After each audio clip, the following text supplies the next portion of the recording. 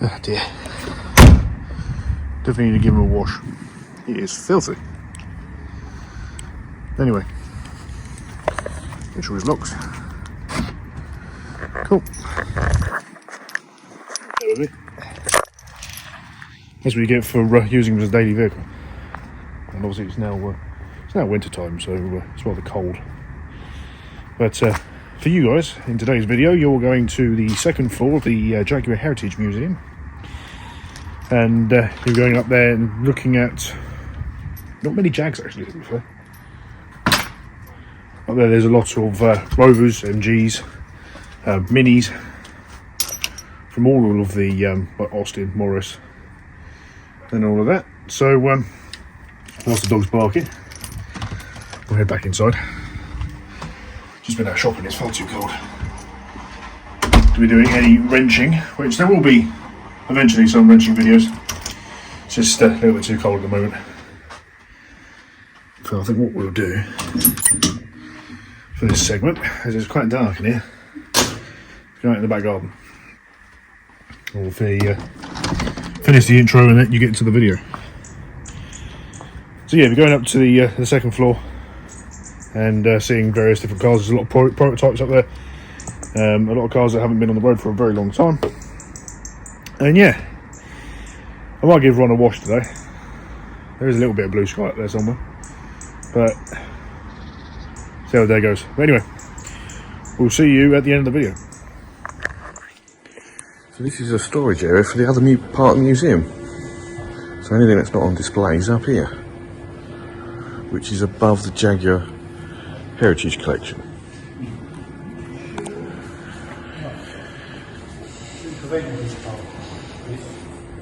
What?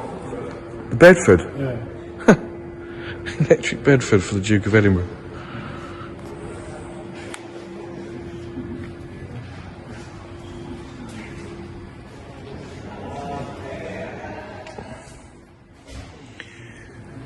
Unregistered Maestro, 1300. First of the line, with only 14 miles on the clock. Unbelievable, Jesus. And the last of the line of the 75s.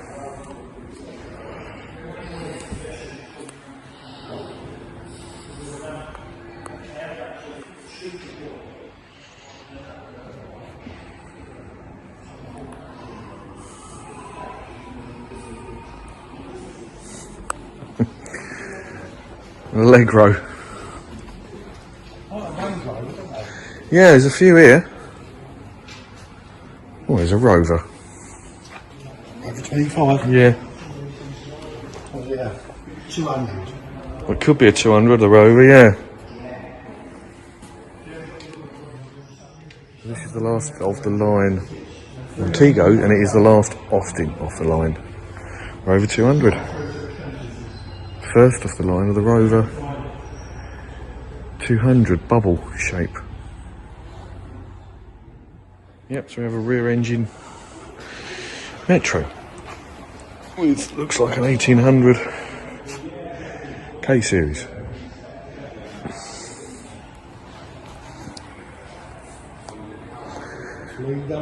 Totally unregistered.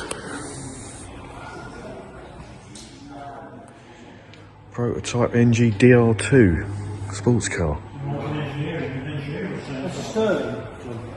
Is it?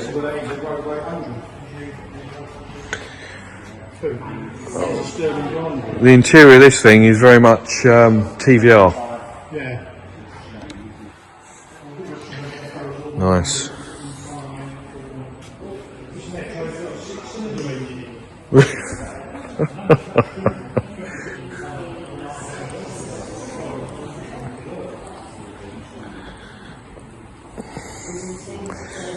Rover CCV coupe, very nice. MG Metro with a 6-cylinder lump. Cages on the second side of the dash. Oh yeah, you can just see it, yeah. We'll find out what it is. What does it say on the back? That's enough. It's like 6 AX.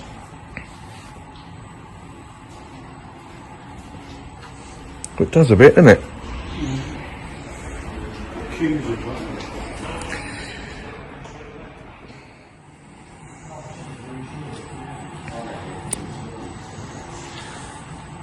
Yeah, it's a Metro interior, isn't it?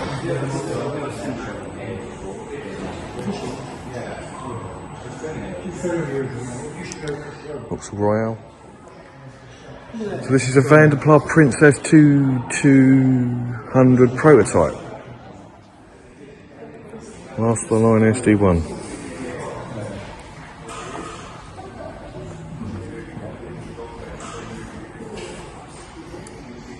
Just a Vitesse and a off-roading Minnie.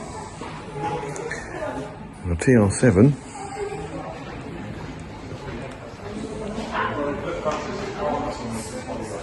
Modified and Rover SD1 rear lights. That's nice. It's a Rover.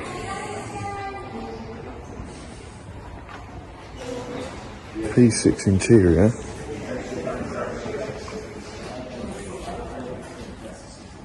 Different front end. And we've got this. Actually says it's a glass back. Yeah, this is a Princess. With a, looks like sort of like a Renault front end. I've got some left-hand drive headlights actually. Those are the ones off Ron when we originally got him. The glass is in a lot better condition than the ones that are on Ron, but the ones that are on Ron are legal for this country in the UK. They're not, unless you have those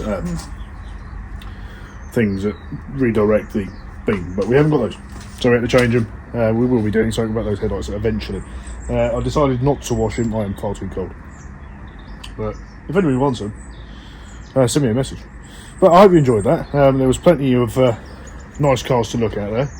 Did you see the couple of Metros are a bit different? So you had one that had the engine in the back, which when I was talking to Dan about it, that could have been sort of like the first idea of the MGF. Quite glad it didn't look like that actually. You know, looks a bit, well, it's a Metro, isn't it, with the engine in the back. But there was also the Metro that had the straight six in the front, which seems very odd. It fitted in there very, very nicely. It was obviously a very small straight six engine to fit in, but that'd have been interesting on the road, wouldn't it? I guaranteed you'd have a lot of talks there. What else was there? Land Rovers, that MG, that you could tell it was kind of, it looked like an MGB V8 by the front, but the rear end was different, that red thing. That looked quite cool. Yeah, loads of cars. It was sort of almost kind of looked like the way they laid it out. It was a bit like a warehouse for various different cars. But yeah, not really even much else to say really. I hope you enjoyed the video, and if you did, if you give this video a like and a share, make sure you hit that subscribe button and hit the bell to get all the notifications you possibly can. When you press the bell, make sure you press all, because you'll get all of them then. Next video, hopefully it's going to be some wrenching. It might be another trip video, see how we go. As I said, it's far too cold at the moment to really be doing any wrenching. I have got a little bit of an announcement actually, and it's a precursor to having to scrap Micky. And thank you very much for all the messages you gave me on that. Very much appreciated. It's very sad to have to get rid of him really, but it's one of them things. It's far too much work for me to do myself. So, but I don't need it at the moment. Yeah. So if you saw in that little short that I did, which I know a lot of you did, you can see that the door was actually dropped quite a bit. And we did look into it, and it wasn't for the fact that the door had dropped because of the hinges or anything like that. It's because the body itself was starting to twist. So yeah, it was bad. We know the driver's side was extremely bad. Passenger side, we looked more into it afterwards, and yes, that was bad, but it wasn't as bad. So it was actually twisting more to the driver's side because the passenger's door didn't drop as much. So with the mileage he had, which he had 98,000 miles, or was it? I think actually no, it was close to 99,000 miles. So it was close to 100,000 miles on that little car.